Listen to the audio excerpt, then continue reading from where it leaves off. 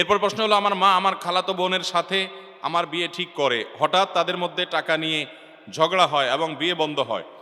আমি আর আমার খালাতো বোন সাক্ষী ছাড়া কাজী অফিসে গিয়ে বিয়ে করে ফেলি এবং যে যার বাসায় আসি। এখন আমাদের সম্পর্ক কেউ মানছে না, আমাদের জোর করে অন্য জায়গায় বিয়ে দিতে চায়, বিয়ে না করলে জাহান্নামে যাওয়ার অভিশাপ দেয়, কাজীকে টাকা দিয়ে বিয়ে বাতিল করে। এখন আমরা কি করব? জটিল প্রশ্ন ভাই।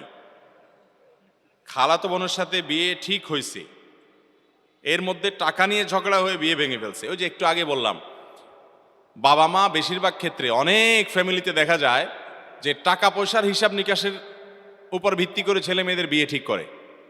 তো এরকম যদি হয়, দিনদারিকে তারা প্রাধান্য না দেয়, তাহলে সেক্ষেত্রে আপনি দিনদারিকে প্রাধান্য দিয়ে বিয়ে করতে পারবেন। এখন কথা হলো, আপনি আপনার খালাতো বোনকে বিয়ে করছেন কিসের কারণে? যদি বলেন যে দিনদারিতার কারণে, তার মধ্যে দিনদারিতা আছে, তাহলে সেক্ষেত্রে সেও মা বাবার অবাধ্য হয়ে এরকম কাজী অফিসে গিয়ে এরকম, আচ্ছা পালায় পুলায় বিয়ে করতে হবে কেন ভাই বলেন তো? পালায় তো করে চোর চুরি করে, সাধারণত চোর চুরি করে কি করে? তো এখন বিয়েই যখন করতে হবে, তো দুইজন মিলে পালায় যায়, এটা কেমন কথা? যথাসম্ভব অভিভাবকদেরকে সম্মত করে নিজের দাবি আদায় করার চেষ্টা করবেন।